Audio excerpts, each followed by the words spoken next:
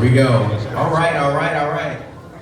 Welcome to the Hopewell Prince George's Community Luncheon with our Senator Lashrecse Aird. Give a round. My name is Terrell Robinson. I serve as a board member, and I also work at Richard Bland College as their Associate Director of Government Relations. Before I get started, I want to give a big thank you to Saucy's for allowing us to have this event today. And also, I know that we have some board members also on the chamber, so I think I see our board president and some others. So if you are on the chamber board, can you please stand up to be recognized? Got a few. All right, and so at the chamber, we're all about connecting business and community. We've been doing this for over 100 years with over 300 active members, representing approximately 20,000 employers across this region. We're excited. We're here to support you all for pro-business policy and lower the cost of doing business. And today we have a very special guest. I know her very well, but today I decided to prepare a great welcome for her, so bear with me. So ladies and gentlemen, it is my distinct honor to introduce a trailblazer in Virginia politics, a champion for the underserved, and an unwavering advocate for justice and equality, Senator Lashrecse Aird. Elected as the youngest woman to serve in the Virginia House of Delegates, Lashrecse has represented the 63rd District with unparalleled dedication from 2016 to 2022, and now proudly serves Virginia's 13th Senate District. Her leadership has brought transformative change from expanding access to health care and education to pioneering the Virginia Clean Economy Act. Beyond her professional achievements, Lashrecse is a loving wife and the proud mother of 2 boys, balancing her commitment to public service and family devotion. As a relentless fighter for human rights and community empowerment, Lashrecse's work stands as a beacon of hope and progress. Please join me in welcoming the formidable and inspiring Senator Lashrecse Aird.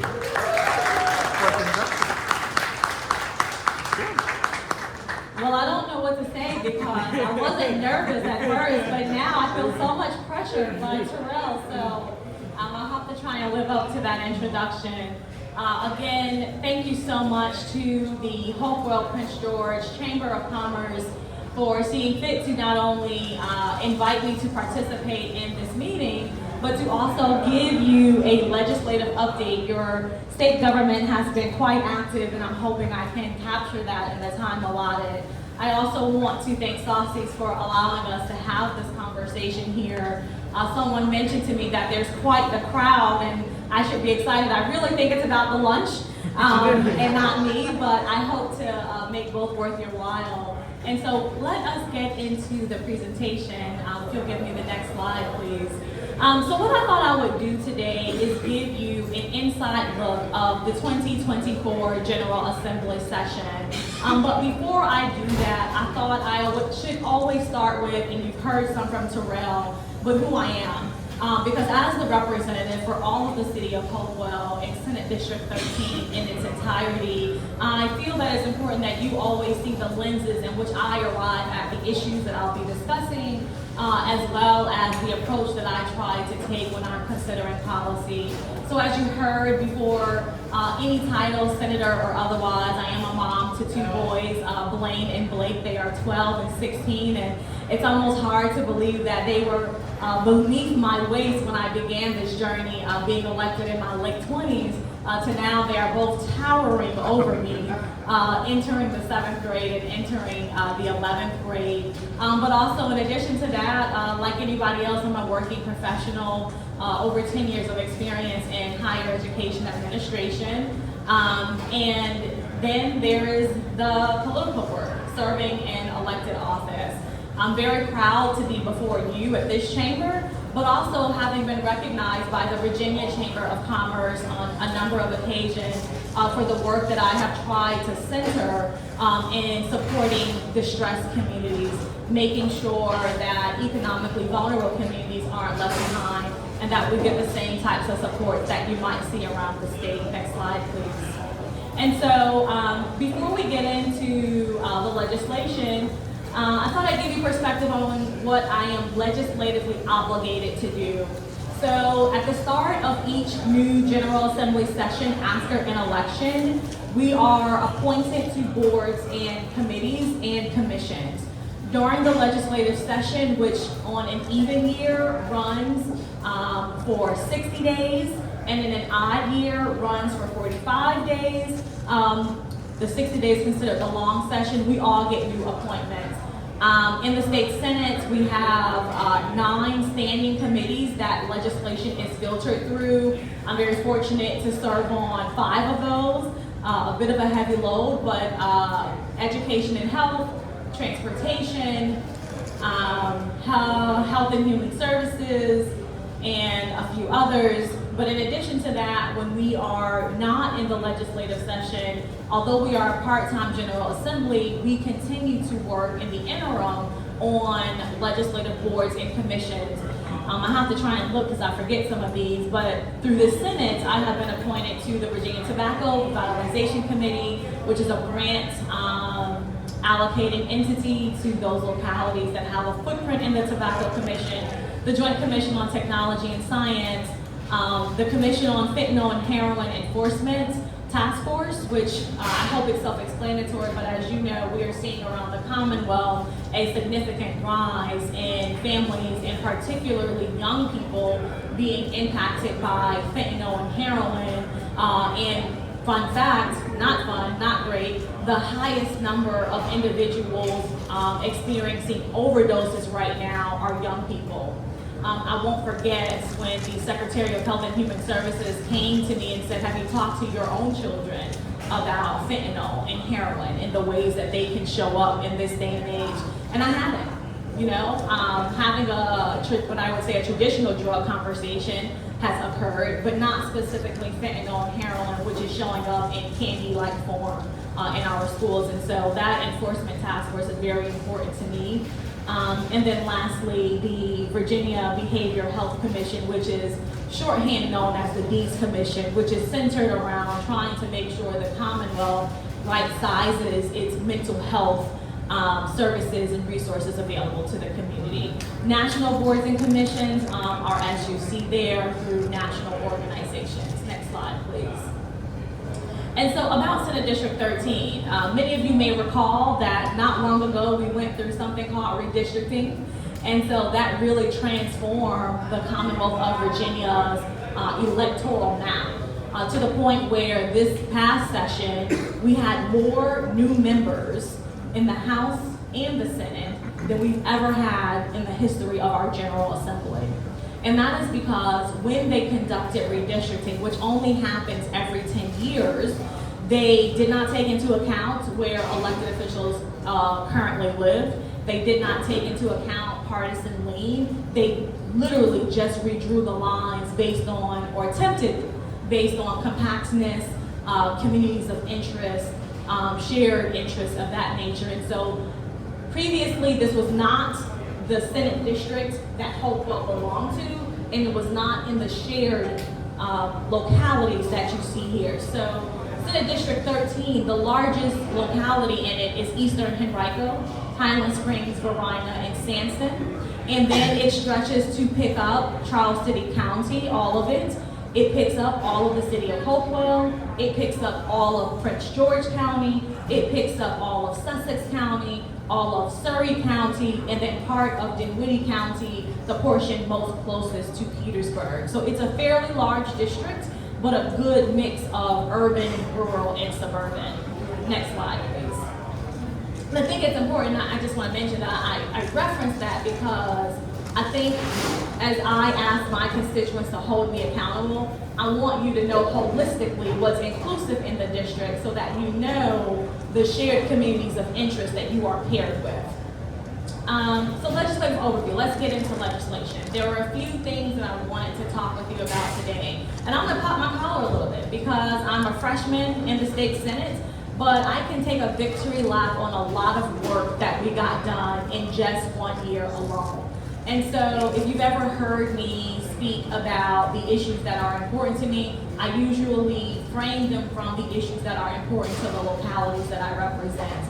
And at no point in time throughout my time in Hopewell, previously when I represented Hopewell in the House, and particularly now, did I not hear that safer communities was important, our school systems and the resources that we provide to them, making sure that individuals have the ability to afford their healthcare needs, and then housing in particular. And so in this first session, I'm really proud of the 21 bills we were limited to, but that I introduced and that touched on a variety of those areas. Next slide, please.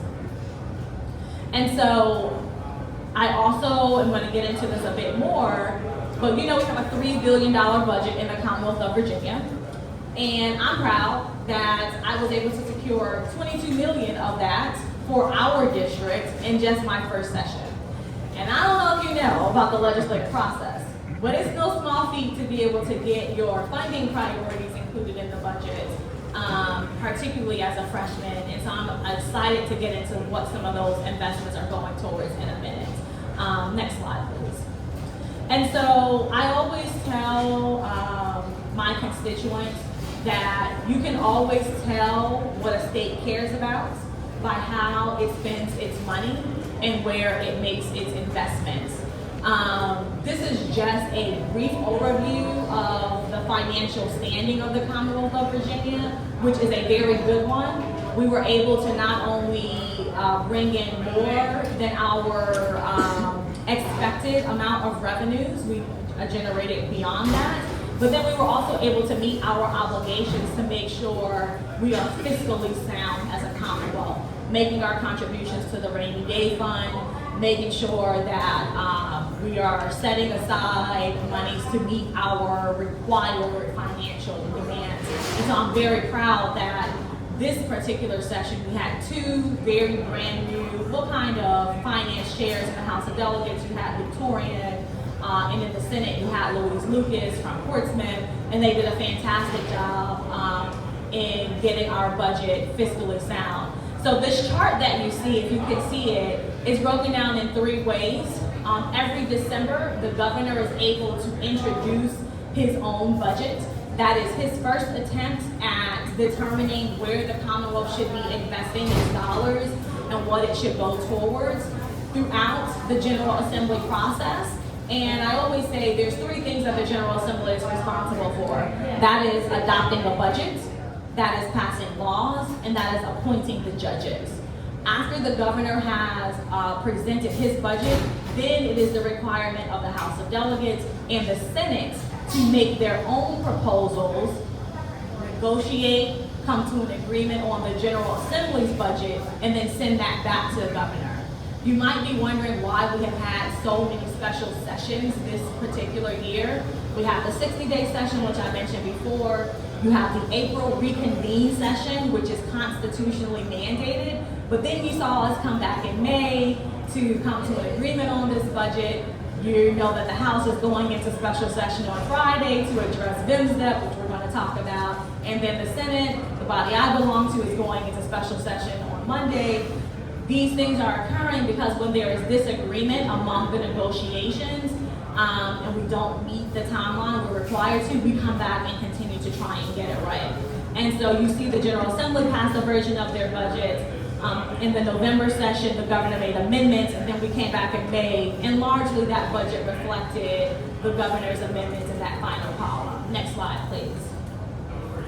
And so breaking down some of what's going specifically of that budget to Senate District 13, you may be familiar with the Real Life program here in Hopewell. This is an organization that is dedicated to trying to make your community safer, to curb gun violence, and specifically they try to target the prevention of retaliatory shooting.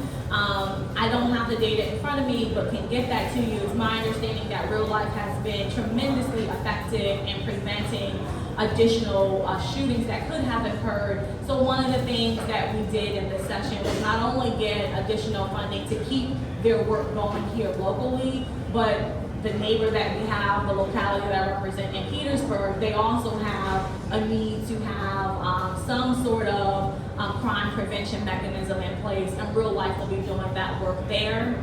$800,000 towards the Community Builders Youth Violence Program. Essentially, this is a pilot. Oftentimes when you hear about curbing access to guns, you hear it from a hardware standpoint.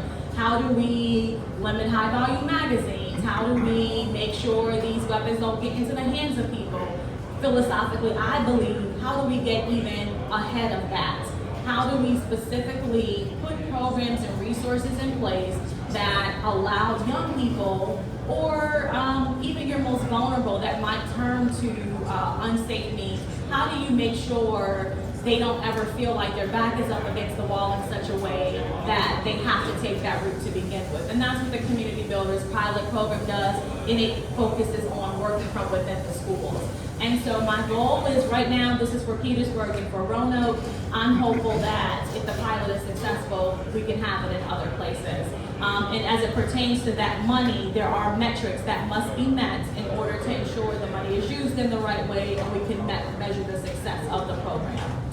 $5.25 million to Community Schools Grant Fund. This is for a grant program for around the state. Essentially, it allows for schools to be more creative in the wraparound services that they're offering from within the school. When we listened to a lot of teacher feedback, we heard kids are coming to school hungry. They're coming to school, can't see because they need glasses. They're coming to school with medical needs. They're coming to school with a variety of challenges that are preventing them from being able to learn effectively. The community school model allows for school divisions to adapt additional wraparound services so that teachers can focus on teaching. Because if they've got to be everything else as well, and we're holding them accountable for that, that can have an adverse impact. And so the grant funding allows for school divisions to pull down this money to structure their schools in such a way that provides those services. The rest of those are here. The only other one that I will mention is the community health workers, which is basically to support local health districts in getting sort of a grassroots approach to healthcare in the community. Next slide, please. And so there's a number of bills that I want to talk about. Again, in the long session, we were only limited to 21. And actually, I listed top 5 because more than this passed, but we had more bills vetoed by this governor than any governor in history. And so even though some of my legislation did pass the General Assembly, but it was not successful in being signed, and in an effort to keep this nonpartisan, I'm not going to talk about that. I'll just make a quick asterisk that they were successful, but not signed, and I'll have to do it all over again in the next legislative session. But the ones I wanted to mention, Senate Bill 645, I think is of interest to you. This is the legislation that is limited specifically to this planning district and allows for, in the event a locality finds itself in fiscal distress, there is some additional support that can be offered from the state, the Auditor of Public Accounts, to make sure that if a locality doesn't have the capacity to rectify its financial challenges, there's additional support that can be requested, and even if it's not requested, as the state has an obligation over localities, they can come in and provide that support regardless. Senate Bill 480, actually, this is one of my favorite bills. This prevents utilities from disconnecting your service during periods of extreme weather events.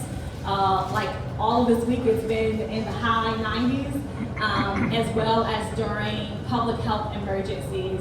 One of the things that I saw during the pandemic was utilities being disconnected when, what were we telling families? Use as much water as possible, continue to have access to water. But if your water is getting cut off during a public health emergency, I think that exacerbates the existing problem, particularly in a health crisis.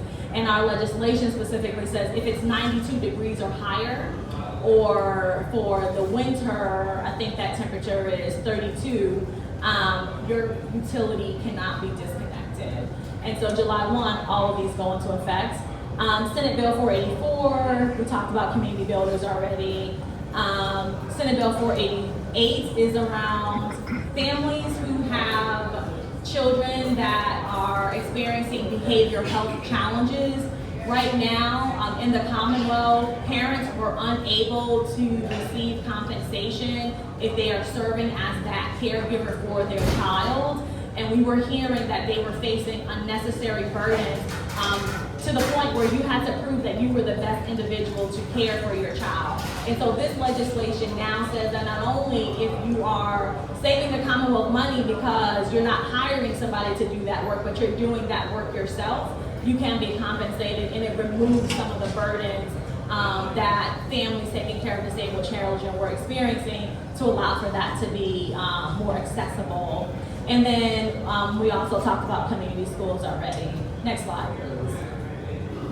So priorities left unaddressed. There were a few of these that I felt like we punted on, and we've been punting on for some time here in the Commonwealth. So let's start with VMSTEP. This is the Virginia Military Dependents Program that you may have been reading about in the news or hearing about in the community. And this is Survivors Dependent Program. Essentially, this allows for a dependent of someone who was killed in action or a number of other categories to receive a financial benefit to access a bachelor's, and in Virginia, a master's, a law, or a doctoral degree program. And as a result of this past session, the categories of who qualifies for that has been proposed to change. This is why the House of Delegates is going into special session on Friday. This is why we were in special session on the 18th, and why we're going back on Monday, because military families are saying the changes that we made during the 2024 session have been harmful. What we've heard from higher education institutions is that this program has ballooned by hundreds of thousands. The state is not paying these institutions for this benefit. So how are we going to ensure that individuals who should be eligible for this continue to have that benefit, but also we're not asking our colleges and universities to foot the bill? The most popular position is to repeal the action that we took during the General Assembly session, but also how do we make sure the program is sustainable? Because if we continue to allow it to exceed hundreds of thousands of dollars, that is an obligation to the Commonwealth. Who is paying for that? So this is the debate right now that started again back in that introduced budget that the governor put in December, and that we are now trying to rectify to get right. Adult use cannabis. This is another issue that has been kicked down the road here in the Commonwealth. Right now, you're operating in a gray zone. You will not be sanctioned or fined if you are caught with adult use cannabis, but it's illegal for you to purchase cannabis in the Commonwealth. So we do not have a marketplace for the purchasing of cannabis, but we're not fining you for using it. Right now, this is a $1 billion black market in the Commonwealth. People are using it. How do we make sure that we are not putting people in an unsafe predicament by finding alternative methods of purchasing where we know they're using and not having completed that regulatory process? So there was legislation this past session to set up a marketplace for purchasing, putting restrictions in place for who can purchase, but this was not signed by the governor. Skill games. If you've been in your local gas station or convenience store, you may have seen these electronic machines present. You may have seen a long line to get to them. Skill games are actively illegal right now in the Commonwealth. I think that went into effect this past fall. But you have heard, or we have heard from small business owners that having these games have transformed their business model, driving up revenue, allowing them to hire more people from the community, and now without having them, it is bringing harm to them financially, to their business model, and driving down their revenues. There was a proposal put in place this session that would require a referendum to have these field games in any community so that the community has the final say, but the governor also did not sign that. Data centers. Right now, the Commonwealth of Virginia has more data centers than any other states in the nation. and it has been a large goal to make the Commonwealth sort of the Silicon Valley, if you will, of the East Coast. But with data centers comes an environmental impact, comes a financial impact, and an energy impact. We have passed the Virginia Clean Economy Act here, which has put into place aggressive environmental goals that we want to meet, but we are imbalanced right now. For the number of data centers that are online, that we are actively trying to attract and that are planned to be stood up, we do not have a reliable energy plan to meet that demand. And the reason this is really interesting and probably punted on is because we are expecting to receive a recommendation from JLARC, our basically legislative study arm, in December to give the Commonwealth recommendations on how we meet that balance. Tax modernization. If you were tracking the budget process back in the winter, you saw that in the General Assembly proposal, there was originally a plan to modernize our tax code, to revisit what does it mean to have a fair share tax in place, to not only consider taxing those in the income bracket of $1 million or more to pay for some of our obligations, but to ensure we don't have a regressive model, which some say is what we're operating under right now. So that in the end was taken out of our budget and was punted on. Next slide, please. So before I go into my closing, there are a few other things I also want to mention. I did not include this in the slides, but I want to make it very clear some other priorities that did pass this General Assembly session. I want to talk about housing really quickly. Blight, housing affordability, and property upkeep was a major priority during this session. I passed the Virginia Landlord Tenant, basically slumlord bill, which requires property owners to make repairs in a timely fashion to properties that they are renting out. One of the top concerns that I hear in all of my urban communities is that we have derelict property owners, which I call slumlords. You have reported you have a infestation issue. You have reported leaking from the roof. You have reported various issues, but there is no metric, there is no tool that can hold that property owner accountable. And so, again, this is one of those bills that did pass the General Assembly, that was not signed into law by the governor, but it's an issue that I think we have to figure out because the problem has really become a bad one no matter where I go, even in Henrico, that portion of my district. Blight, we were able to successfully, again, pass legislation that would give the locality an additional taxing tool for individuals who have owned a blighted property, which is categorized a bit differently because this means it is actually a health and safety hazard in a neighborhood. And that property owner perhaps lives out of the state, out of the country, but they have failed to respond to the locality and make necessary repairs. And so we thought an additional tax. That was not signed by the governor, did not move forward, but again, is another issue that we have to figure out how to solve.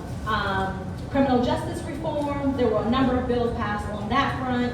And then one that I did pass that I didn't mention was agriculture farm equipment in the Commonwealth for indoor farmers.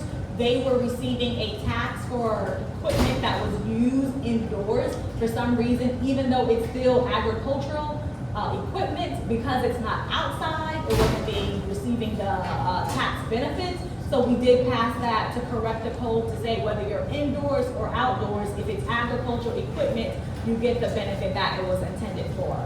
So I'd like to take some questions. So I'm going to wrap up here. In my office is Jameson Dabb, Danny Girari, and Gates Palisari. They are doing yeoman's work to help support our legislative efforts, to help constituent concerns, which I'm going to talk about quickly in a second, and to make sure that they are basically an extension of the work that I'd like to continue to do in this community. Next slide, please. Most people don't know. They think that when we're not in session, we're just at home and that's it. But there are several services that our office is responsible for providing. If a constituent has a concern with a state agency, even sometimes a federal agency, we serve as liaisons. We can intercede on their behalf to try and get you a response, to get an issue resolved. And so we always tell people to come to us if you're having a hard time cutting through the red tape, because bureaucracy is what it is. We also provide commendations for special occasions, certificates, letters of congratulations, those sorts of things. And then obviously memorial and commending resolutions for really significant events. And so we welcome all of those things. And not on this list, but obviously it's self-explanatory. If there is a law that is in place that is having a negative effect on you or unintended consequences, we want to know that so that we can rectify it in the next legislative session. Next slide. And so yeah, that's it. I invite you to stay connected with me. Again, I try to be as ever present in the community as I can, but I also invite accountability. There is no question I'm unwilling to answer, and there is no matter I'm not willing to go to bat on your behalf for, but you have to make it known to me. And so I invite you to do all of those things. And so I guess Q&A, I'm gonna stand by for that. And thank you again for the opportunity to give you a bit of an inside look on the work that we've been doing during this never-ending 2024 General Assembly session.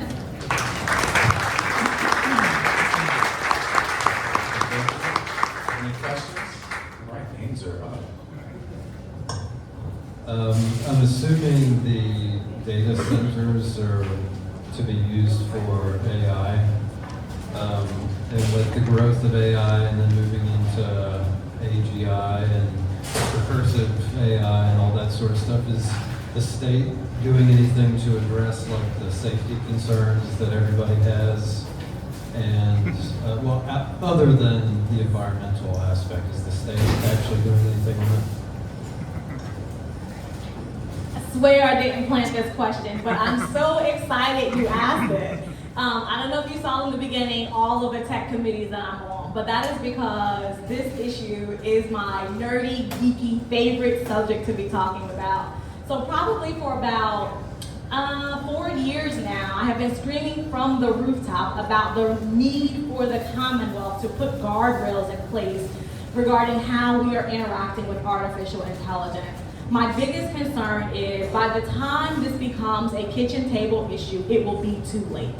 We are walking around with very powerful tools in our pocket. And what we see now is all of our state agencies, no exceptions, the Department of Education, the Department of Health, the Department of Transportation, they are all law enforcement, how can I forget? They are all adopting vendors and tools that allow them to gain efficiencies, but are not vetting biases that may exist in their coding, discrimination that may exist on the back end. And so this past session, Senate Bill 487, I introduced the first version of what I thought could be guardrails, which is essentially what are the agreed upon trades we are willing to make as a community, as a society, in order to receive the benefits and the gain efficiencies from this technology. Are we willing to compromise our privacy? Are we willing to compromise other aspects of how we could be negatively impacted for the sake of there is a gain efficiency here? And until we have that in place, and until we have some accountability in place to say, I'm going to make sure a tool doesn't have these biases and or elements of discrimination, we absolutely have to prioritize that. So this session, JCOTS, which is the Joint Commission on Technology and Science, is studying this issue. That legislation did not pass, but basically we want to make sure we put a framework in place so that in addition to data centers, the Commonwealth knows how we are allowing citizens to be impacted by this technology. So yes, long version of saying yes. Good answer. Senator Aird, my topic is the same one, but from a different angle. I'm also very interested in data centers. I'm interested in them from the environmental and climate change angle. I'm very aware, as you mentioned, that the Clean Economy Act goals are very much threatened by the mushrooming of the data centers from Richmond up to, Northern Virginia. And it's so profitable, it's probably not a realistic solution to say, okay, we're just going to not build any more data centers. I don't see necessarily the political will for that. But in the past session of the General Assembly, there were some small efforts made, like, can we ask data centers to be more energy efficient? Can we set up some things so that they can require a certain amount of their electricity to come from renewables? Can we do it? And none of that passed, partly because Dominion didn't seem to. So, do you see any pathway to success out there on the horizon?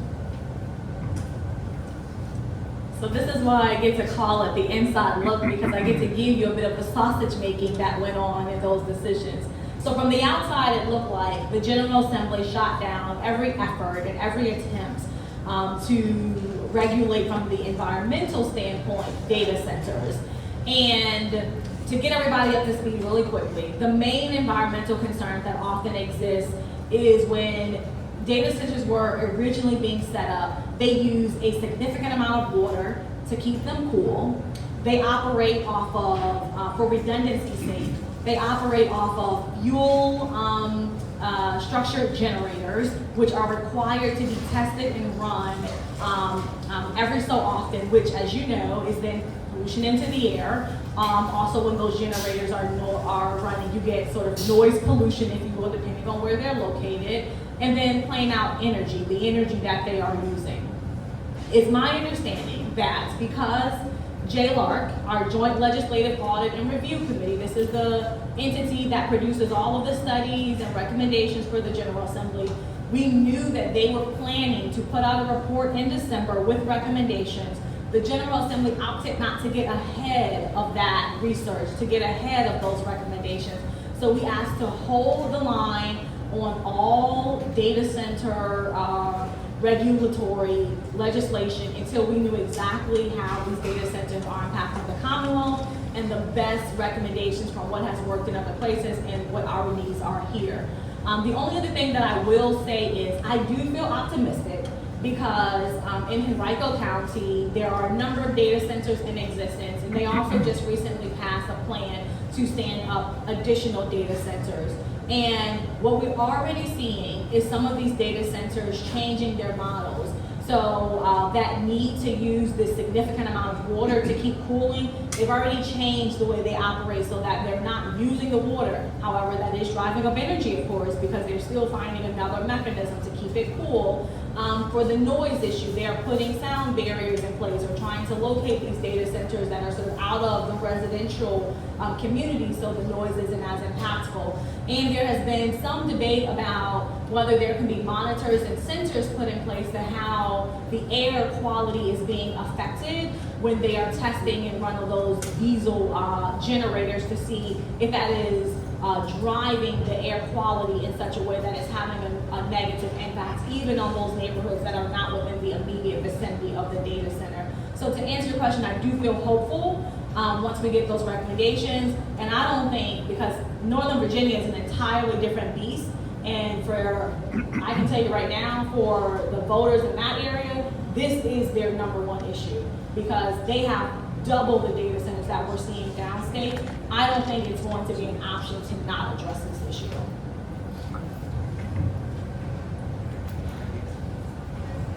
Hello, I am Shannon Foxy, the City Treasurer of Hopewell. In regards of Bill 640, what are your thoughts and how does that affect us when it comes down to the Robert Robb group that is in house with us now? How does that affect the city? And I'm sorry, I have one more question. In regards of the gaming systems, you stated that it's illegal now. So what if there are some stores that's in the city that actually have them, but they're hiding them, and what do we do with those ones?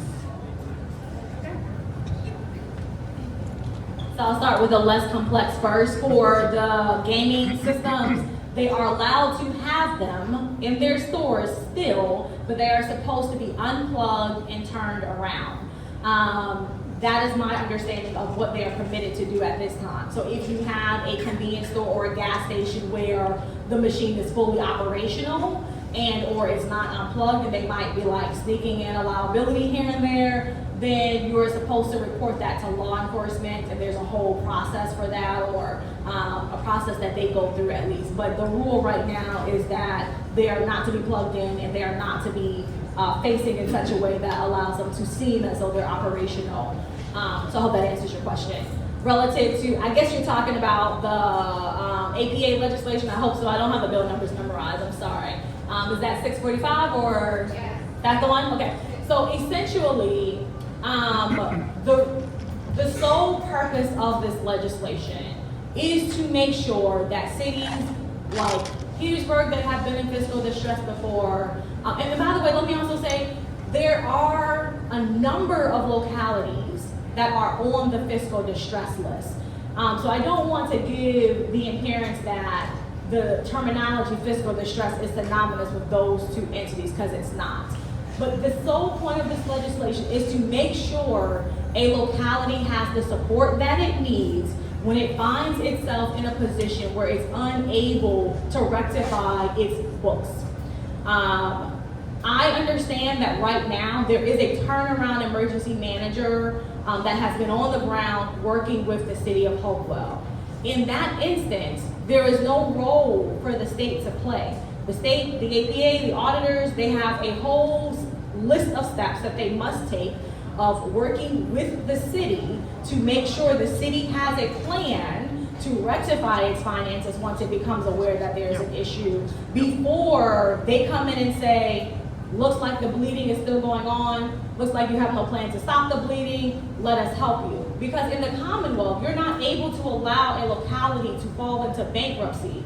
But when a locality basically is the equivalent of in bankruptcy, that obligation is to the state. What we were finding is, even sometimes when the state is reaching out saying, hey, you haven't turned in your CAFR.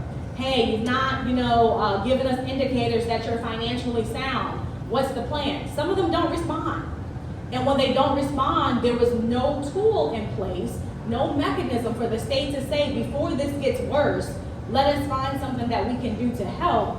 That's what this legislation does. And so, first of all, it doesn't go into effect until July 1. Hopewell, I understand, and you've got your leaders here in the room, have been already trying to right-size whatever the state perceives to be the financial state of the locality. But in the event that the locality stopped responding, they didn't have an emergency manager, and the bleeding is just gushing, the state has a mechanism to come in and try and help. And that can also include allocating money to the locality to bring on an emergency manager if they did not already have some. So I hope that you're the treasurer, you know a lot more about what's going on behind the scenes, but I hope that gives you the intent of what this legislation was geared towards. Yes, ma'am. Thank you. Thank you. Thank you for your time today, very informative. My name is David Bogies with Breezing Convenience Stores. We're a local convenience store chain here. And my question is centered around skill games, because this was a supplemental income stream we've had in our store since 2017. And last fall, October 15th, dam was put in. You had to cease operation within 30 days with a revenue stream that we've been accustomed to for 8 years. And what that revenue stream afforded us the ability to do is increase our benefit package, our hourly pay, our salary pay for all of our hardworking employees in our locations, which has done nothing but improve their quality of life, and also our retention rate. We've seen our retention rate improve by over 70% since we've increased our benefit package. But it's when you've had a revenue stream taken away at a snap of a finger within 30 days, and you're stuck trying to figure out how to make that up, it's very hard. So I just want to see, is there hope that legislation can come forward to reinstate skill games legally at a fair tax rate? Because right now, what we're in peril of is having to look at cutting some of our benefits due to trying everything we can to make up that loss of revenue. And I'm trying to avoid it at all costs because it's not fair to our employees and especially the ones that we've been afforded to retain for a long time. So this is concerning for us and a lot of other small business owners, all while Rosie's and big casinos can stay in operation with basically the same skill games. And I will add, at least us and a lot of other retailers, we give back to the communities that we serve. So thank you for your time. First and foremost, thank you for being a small business owner and contributing to the local and larger economy. And just thank you for the support that you provide to workers. As I mentioned before, there was legislation that was introduced to allow for the legalization of skilled games. And ultimately, when skilled games initially came into existence, I think this is pre-pandemic, but it changes after pandemic. There was not a taxing mechanism. And the Commonwealth felt as though it was losing money to these machines, had no ability to track how much revenue was being generated, so on and so forth. Under the Northam administration, I believe that is when it pivoted and changed, that the Commonwealth began receiving some of the revenues that were generated from skilled games. And from every convenience store owner, small business owner that I have heard from that talks about skilled games, they make it very clear that they don't mind being taxed. That is not the issue. They have no problem being structured and regulated. But on the social side, the other side of that argument is, and I can speak and attest to my own experience, individuals who are already vulnerable are using the machines at a rate that puts them into additional financial stability. And so what I've heard from legislators is, my constituent has spent his month's rent on this machine, or they have gone in and lost significant amounts of money to this machine.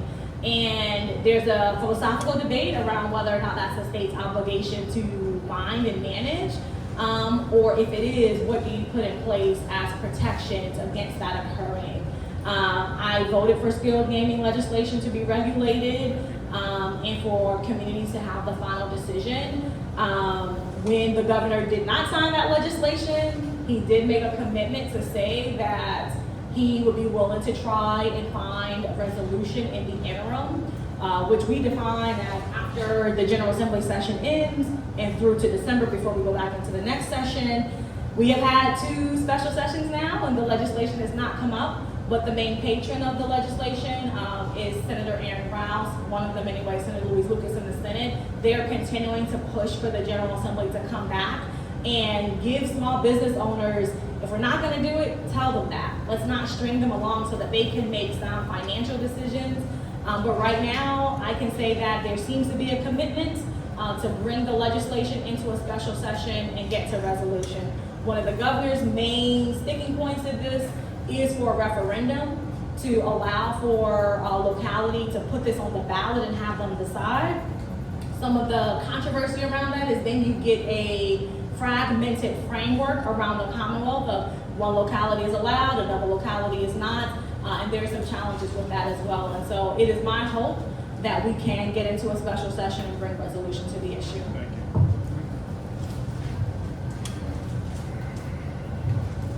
Any more questions on the floor for our senator? Speak now, or hold your peace. Lila, okay. We got a quick one? Yeah. Hi, you were at our Dispute Town Hall meeting, and something was brought up that I wondered what the answer was to it.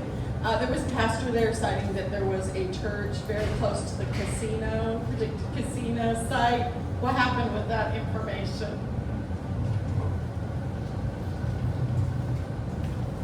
So we did, so for everyone's context, this is based on the proposed casino in Petersburg that is supposed to be off of Wagner Road. It was shared with me that there was a church that bumps up against that property, and the belief that if a church is within certain proximity of that land, that it's not supposed to be allowed. We have asked that question. There seems to be high debate. That is the answer. There seems to be high debate around whether or not it actually is as close to the property line or not. And so we are actively going back and forth about it.